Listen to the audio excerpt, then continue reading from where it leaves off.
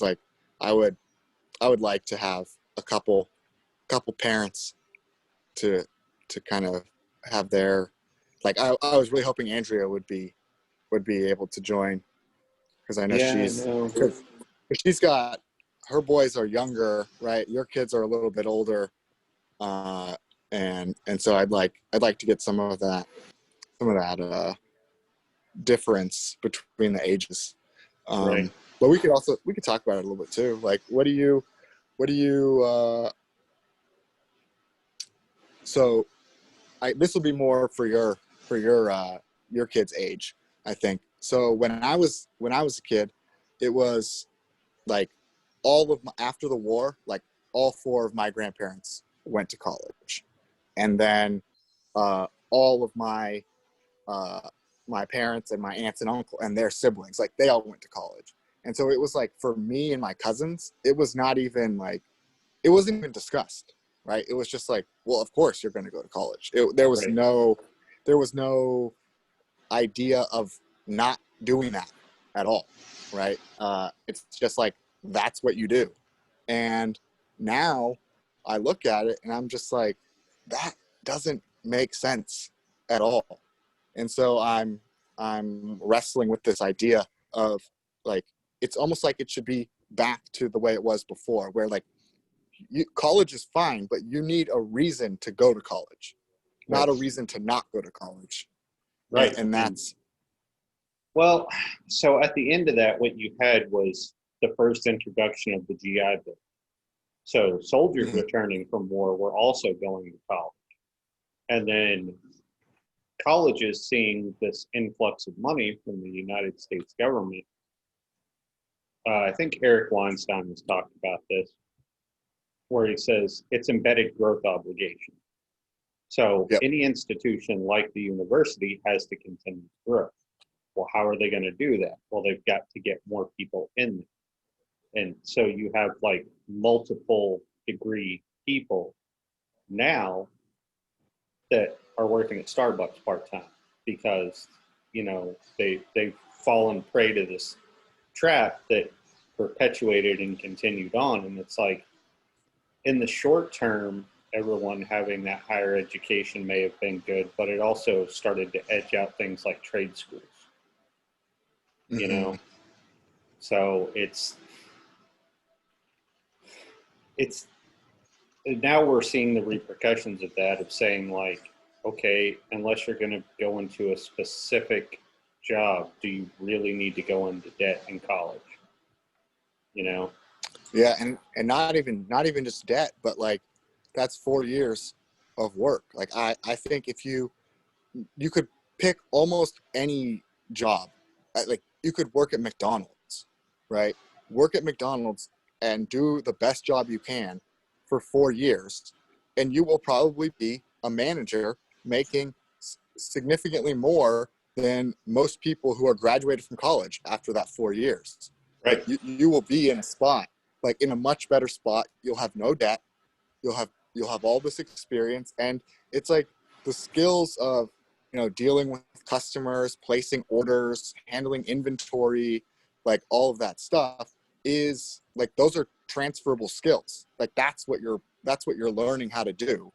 Like, whereas like, it's, I would much prefer, if I'm hiring someone and they come to me, it's like, I have 4 years of experience. I'm now an assistant general manager at McDonald's, or whatever. That's just like, that's kind of an outdated example, but you know what I'm saying. Yeah. And like, whereas like, okay, you could say the same skills are there as like, oh, you have to manage your classes and your study time and your workload, and it's like, yeah, but that's like, literally, that's just being a person. Right. Like, everybody has to do, like, no one was paying you to do that, Right. right? So That's like, to that's me, it's life in like, the real world. Like the you're going fact to that, have to manage all that when you're out of yeah, school too. So right. So it's like, how is that better? It's only because it's like, I think Jordan Peterson had said, like, it gives you a socially acceptable sort of title. Like, oh, what are you right now? Oh, I'm a college student. And that scene is like, oh, okay, yeah, this person's quote unquote handling their business. But right. I'd rather hire somebody who actually was like handling someone else's business and being paid for it. Like, that to me is a much much bigger sign of competence than I have this piece of paper.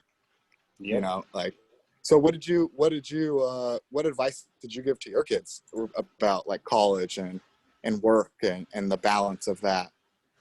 Well, so my go-to is, and my oldest is 16. So, you know, we're having those discussions a little bit more hardcore now, but my go-to is, okay, if you're going to go, make sure that you have a specific thing that you're going for, which she does. She wants to be an occupational therapist. I said, go to community college for the first 2 years and get all your must-haves out of the way. And then pick the next college that you're going to go to and finish your 2 years there. Because we have two good colleges close by. One's a community college, and then, of course, the University of Arkansas is like half an hour from me. So she can go to both of those, limit, if having any debt, hopefully none, but limit it as much as possible by doing that. And if not, then, you know, she decides, well, I don't want to be an occupational therapist, or I don't want to be something that requires college, then don't go. Like, but you need to make that decision. Like, don't go for 2 years and then decide to drop out, and now you have money that you owe. Right. And in the college debt, like that number of like, you know, 1.5 trillion or whatever it's up to now, that number gets kicked around, and it's like, that number isn't the problem though. The problem is all of these people who are graduating with debt and then are either unemployed. Like, so you have people who don't graduate and they have debt. That's the biggest problem. And then you have people who graduate and then are underemployed, basically for what they paid to get that job, essentially. And so like, and then those are the problems. Like, but most of the new debt, it's like, I think in the last, I want to say 8 years, something like that, like most of the new debt has come from graduate school, because now you could get your parents could take out loans for your graduate school. And so like a huge percentage of the new loan debt is from that. And most of the people who take out those loans, they have their big numbers, but they have no problem paying them off over time. It just sets them, it just makes them almost like, it makes them an indentured servant though to their employer. Like if you go to law school, well, now the law firm, if you're even lucky enough to end up getting hired by a law firm, then you're just going to be working your whole life to pay that off, and you'll never be able to like take those risks of you know, starting your own firm or doing something else. So it's a really like sneaky labor, like anti-labor tactic. Like, oh yeah, take out these loans and then we'll hire you, but then you can't ever quit because you have this debt obligation hanging around your neck. And so it's just like, in Arkansas, do you guys still have like, not, I don't want to say, it's not like vocational, but like in high school, like shop and things like that? Do they still do they have that? Oh yeah. Depends on which cities you're in, but like some of the larger towns have shut down their programs like that. But like where I'm at, we actually had it funded partly through the state, but then partly through, you're familiar with Little Debbie snack cakes, right? Yeah. Well, the main plant that makes them is located in my town. So they put money towards a technical education building that does diesel mechanic and CNA. Oh, that's awesome. So you can actually leave the high school being an accredited CNA or diesel mechanic. Wow. Right out of high school. That's amazing. So you can leave and have a job and never have to go to college, or never have to go to like one of the technical schools. Right. you could just become an apprentice at some shop somewhere right out of and high just school. learn.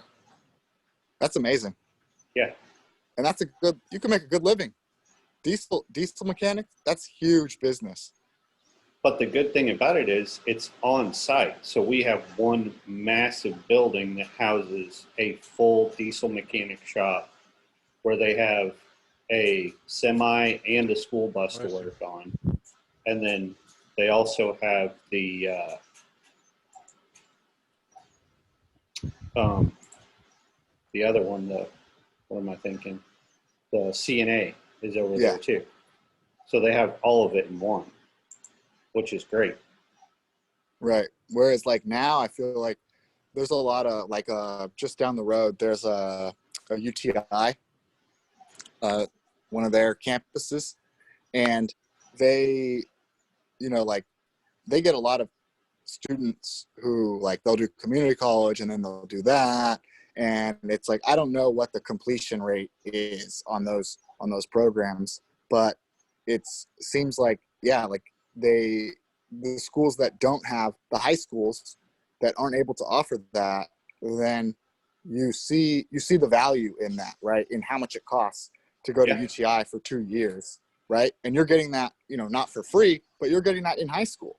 Like that's a huge value add to the student that is not, you know, they're saving them probably like $50,000 just by Yeah. having that.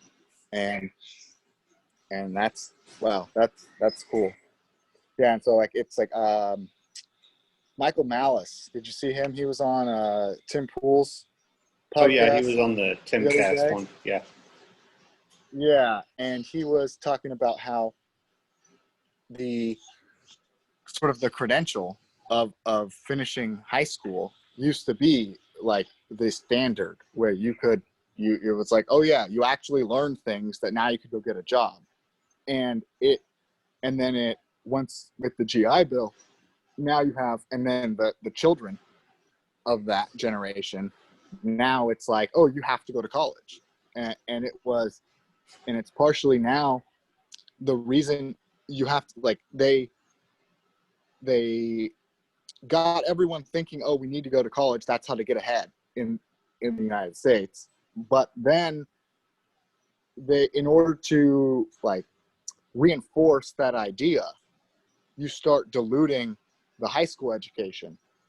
So now it's like the only option is to go to college, because you don't have like, right, like, so if the high school education is strong and gives you a legitimate credential saying like, yes, this person can do this, they have skills, they can go out into the labor market and compete, right? Right. That's the worst thing. That's the worst thing for the embedded growth obligation of the university system, right? Like, so you want, you can sort of artificially, I mean, not artificially, you can boost demand for college by watering down the high school curriculum. Yeah, and in a sense, that's what they've done. That's exactly what they've Right. done is Right. they've lowered that standard. So it's like you learn less in high school because they're expecting you to go to college to learn what you didn't learn in high school. And it's like, Right. And that's what they tell you. They're like, oh yeah, well in college, if you want to study this, you can really find out what's going on. But then you get to college and they say, oh, if you really want to know, then you need to go to grad school to do yeah, this. And so it just seems, it's like, it's a pyramid scheme. yep, it sure is. So And like Jordan Peterson said, it's putting them into indentured servitude for as long as they have that debt over their head because you can't get out from under it. You can't declare bankruptcy on it. So that's it. Like you're saddled with that. And for what? yeah. You know, because most of them, their job isn't showing the skills that they supposedly hold by having these degrees.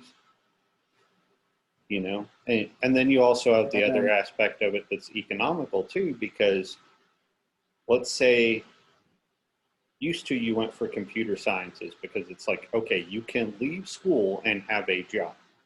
Well, now there's a ton of social engineers for Twitter. Well, they get paid less. Why? Because there's so many people that went through those programs that are capable of doing that job that there's a big pool for these large tech companies to select from. Yep. And they can say, Yep. well, And that's the this thing. is what we're going to pay. And they can pay less and get away with it because of that. Hmm. And now even more so, like with everyone working remotely, they don't even need to pay. They can go to another country, right? You can out now. Before, outsourcing was like, well, they would have to make an investment. They'd have to get the land. They'd have to set up the factory, whatever, if they want to outsource it to another country. Well, now all it takes is someone with a computer and an internet connection, Yep. and like, boom, now your job's been outsourced.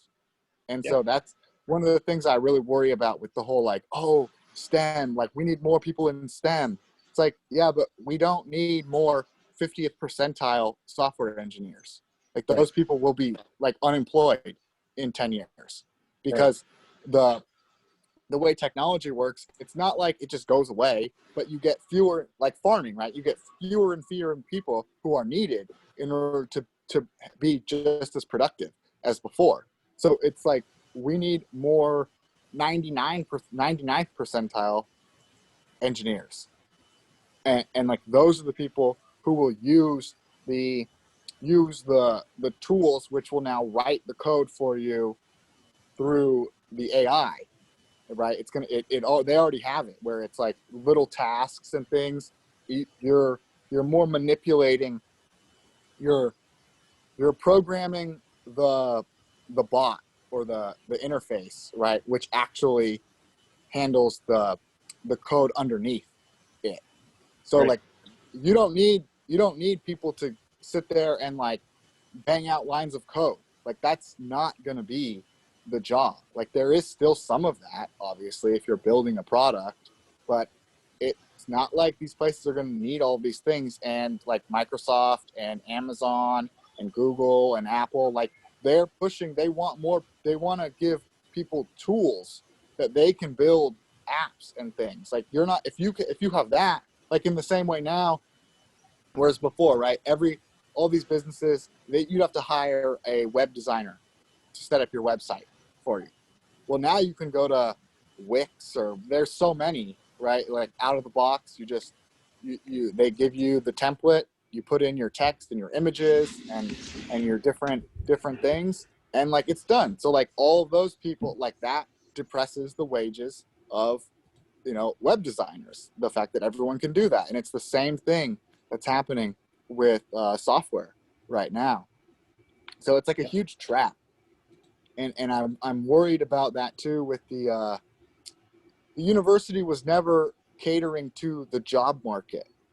And now, because everyone's looking at the the price tag, and like Peter Thiel talks about it, where it's basically an insurance scheme where the consumer goes to college because they're worried about what happens if they don't go, Right.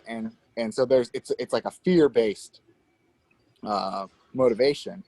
And so then now, because of those fears, and everyone's looking at it as like, okay, what's my ROI on going to college? Well, now like they're saying, oh well, we need to what do they call it? The word is like relevant. That's like the buzzword now. Relevant curriculum. And what that means is they're saying that they're tailoring their curriculum to what employers they survey employers who hire people with this degree, and they say, okay, what do you need? And so it's like, so then they're trying to turn it into like a worker training program, which I think is the eventual thing is that the companies realize, okay, these people, we're not getting good enough training. These people are coming to us and they're saying, I need to make this much because I have, this much debt that I have to pay every month. The employers can easily just undercut the college. Yeah. As soon as you make it a worker training program, then boom, you get these companies that say, all right, you know what, do our 1 year program and you get a job, and that's it. Like no more college. Like, we don't need that. So I think they're really setting themselves up for a big Yeah, I collapse. mean, they could, like you're saying, they could do internships again. That's the biggest thing. It's like, okay, supposedly the barrier to entry in a job, let's say, a Python coding job. The barrier to entry would be you have to take all these classes, you have to go through X amount of college, right? Mm-hmm. Can somebody learn just that in a year? Oh yeah. Okay, an apprenticeship then. Yep. Boom, done. Problem Especially for solved. stuff like that.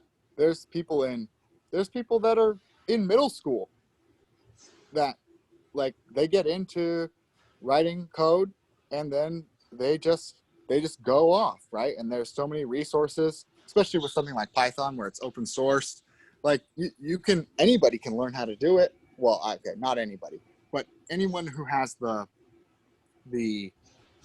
ability and the drive to do that at, if you're a teenager, like, you can go do that and you just build stuff. And like, that's having independent projects that and apps and things that you've built, that it gives you a much better shot at someone hiring you than having a degree in something. Like, that's the big differentiator, is like, I've actually built this, I've done this, like, Right. or I've contributed on, Stack Exchange, and I do that. Like, having things that are real, that's much better than having the degree in it. Yep. And I think that's turning out to be true in a lot of fields. Like, I mean, even law schools are struggling now, because so many people graduate and then they can't find a job somewhere. And part of that is because you can keep practicing as a lawyer for a long time. There's a lot of lawyers practicing in their 70s and 80s. Mm-hmm. And so you're not making room for that next generation to start, moving up the ranks. So that's a big. And then you have a lot of people who go to law school just because well, I graduated with a degree in political science or something. Like, what do I do with that? Oh, okay, well, I guess I'll go to law school and then I'll figure it out from Yeah. there. And it's like, that's another big problem with it. Whereas before, I mean, geez, I read about, I have this set of classics, like Western classics, and it has a little biography about each of the figures. And Mm-hmm. all these guys, they're like, oh yeah, he went to college at 14 to be a lawyer, went to university at 14 to study law, and then realized after 2 years, like, oh yeah, I don't really like that, I'm gonna go do this instead. And then they end up becoming, like, a philosopher, or they write something. But it's like, that was what people, that obviously they're precocious, so they're going at 14. But like, Right. the norm, if you would go to university at like 16, and then you would be an apprentice or a clerk for a lawyer, and you would just work under some actual lawyer, and that's how you would learn how to do the job. And then from there, then you could start representing people. And like, that's like to me, that's always been that's the way that you learn, like, as a person, like as a human being. Like, that's the style. It's not this, like, sit in this big lecture hall and and then like read a textbook and do that. Like, it's very like, detached, and it makes it just makes it, like, I guess it's because it's scalable, right? It's part of that embedded growth obligation, where, like, we have to keep the cost down, for, like, internally. We can't hire so many professors that now we have, like, to make it so you can have that interactive learning experience. We've got to have these big lecture halls, and like, now with Zoom, it's like, how do we scale it, right? We'll just have a talking head on the computer screen. and it's like I don't think people can learn. Most people don't learn that way. I feel like. No. And what we would say is that's disembodied, right? Because they're not watching the other person do it and then doing it. Like that reciprocal thing. That's where, there's plenty of people in the world that we call fast learners. Like they can pick up on things more quickly, but that's because they're watching that. So it's like, okay, great. You saw some YouTube videos on X, Y, or Z. Now go do it. And why are we missing that in the education system? Why does it take 4 years to teach somebody literally how to code?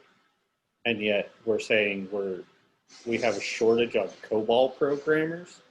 Like, do we not see that there's a problem that we can solve pretty quickly? Yeah, so it's like they're trying to cater to the labor market demands, but they do it generally. They don't do it specifically, right? They don't say, hey, there's a shortage of COBOL programmers. Let's emphasize this. Let's come up with a program that is, 1 year or 2 years, depending on, your experience level or something, or how deep you want to go into it, and do that. Like, why is it that every degree is a 4-year degree?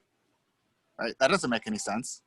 Why do you need to study? And it's just like everything has been like jammed into this box of like, oh, it has to be 4 years because 4 years is like the magic number. And for some reason. It's made for money. It's not for efficiency. Well, yeah, I mean that's it's made for education, not job training. That's what it used to be. Yeah, because apprenticeship used to be a lot more common. But if you, for example, look at the main complaints of somebody which has graduated with a university level education, it's the old meme of, oh no, we require 7 years experience. Right. That's as soon as you graduate, entry level, they'll be tagged as entry level jobs, and they'll say like minimum like 3 to 5 years experience. That's because in the university, like you might learn about the specific field you're going into, but you don't learn how to work. Right. And because of the costs which universities have gotten to, often people just get through on loans, don't work, and expect things to pay later on. Meanwhile, the entire work ethic you're supposed to be developing is not for me. So the employer ends up having either the choice between, do I want the educated person, or do I want the person who knows how to work? Yeah, that's what I brought up at the beginning. If I was hiring someone, I'd much rather hire someone who has 4 years of experience working an actual job, no matter what the job is, like literally any job, compared to somebody who has a 4-year degree and has never worked. And I think most employers would probably back that up. But yeah, like the whole system, like the university was set up, it wasn't a job training, and now because of the increased price tag, they know that that's why people are going, right? They were sold, like, I know, like probably our generation, Kevin, like, and you're a little younger than me, I think, but that it was like, oh, you go to college in order to get a good job. Well, now everyone's looking at these jobs and they're saying, well, this doesn't pay off. So now they're trying to, they're changing the university to be more of a job training program. But then the employers also, like, they don't hire. The reason that they require a degree is a filter. It has nothing to do with the job. They just want to filter out people because it makes it cheaper for the hiring process. So it's like it's weird. Like there's like contradictions all over the place, and I think part of it is that if the money is just there for people to take out a loan from the government, then nobody has any reason to really stop it. And that's, I think Peter Thiel is great about that, where he talks about it like as the nightclub meets insurance scheme. Well, Yeah, the for sure. and the system of putting things in boxes works all the way down into individual assignments to the degree where like it's that, well, I want 16 pages on this thing. Yeah, but I can do it in 2. Well, What's funny is it's there's harder. It's there's harder to no write 2 pages than it is to there's write 16 pages. yeah, but there is absolutely no room for efficiency in modern college. Hey It's guys, we got weird. like 5 minutes left. Okay. Yeah. But I was just letting you know. Yeah, I Yeah, agree yeah. with you, Kevin. That's why we get to the 4-year magical number thing. It's like we've got to take as much money from you as possible. So we really need you to believe that what you can do in a year and a half or 2 years is going to take you 4 years. Because when you look at the hours and the credits and everything, it's like they try to expand it out as long as possible to get more tuition money out of it. Yeah. Well, and it comes up to what I was bringing up last time, is it's that accepted movie all over again. It's just like, can we just learn? That's it. That's all we want. It's just like, we'll pay you for the amount of time that we're going to be here, but as soon as we're done learning, we're leaving. That's it. But that's not a model right now. Also, what's his name? Brian Kaplan. He's an economist at George Mason. He's like done a lot of research on this, and the funny point he makes is like, yeah, you can get a Harvard education for free. All you have to do is just move to Cambridge and just walk in to lectures and just sit down. Like Yeah. no one's gonna stop you. No one cares. But you can't then go into the labor market and say Harvard educated, right, on your resume, because that's not what they're hiring. They're not hiring the education. They're hiring the credential. And he also makes it like, if you drop out with one class to go, is that one class, like, does that really change your thing? Like your the amount of education that you got? No, but all of the value is in that last class. Well, that's because what they've done is they've decided to make the 4-year education a product. It's no longer you're going to learn, or the experience, or the getting away from parents and being somewhere and having to adult on my own. What they've done is they've bundled a product together, right? And then at the end of that, what you've actually paid for is a piece of paper to take to an employer. So now it's nothing more than just a product. And it's like, if you're going to treat the education system as a product, then it's a product that's not very good at this point. Right. And that's where you get the inflation Right. of having to go to graduate school now. Right. To be like, reasonably educated person is now graduate school level. I think he calls it like a signal model of education, and there's some other term, but it's basically like that's the way it actually operates in economics is as a signal that you say, oh yeah, like, and this is a, you're stamped on the forehead, basically, like this is a reasonably competent individual. There's no competence in terms of like actual, like in this field necessarily. It's just like, yeah, they're able to like manage their schedule and do all these things. And it's just like, okay, like that's like a basic level of being an adult. Like, yeah, I can show up, reasonably on time and manage a schedule. Like that's it. Like that's all it's worth. Yeah, but Michael Malice said that we need to start treating university degrees, especially ones where intersectionality is taught, like I think the analogy he used was like hiring a gay person in the 50s.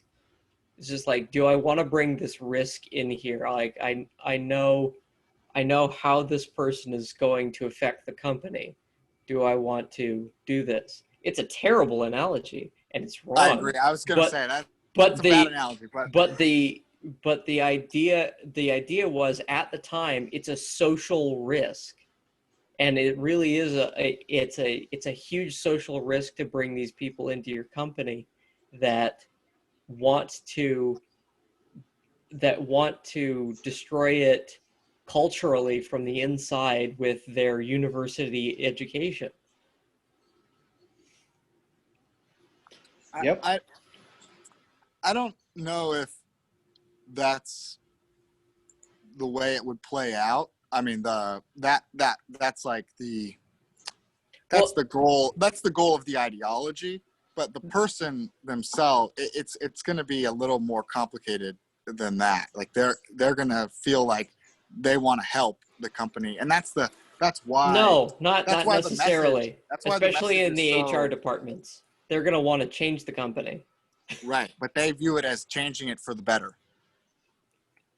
Yeah, and that's the problem. Right. Looks like we're out of time, guys. Okay. Yeah. But hey, thanks everyone. Yes. Maybe see you back next week. Yep. All right. Catch you around. See ya.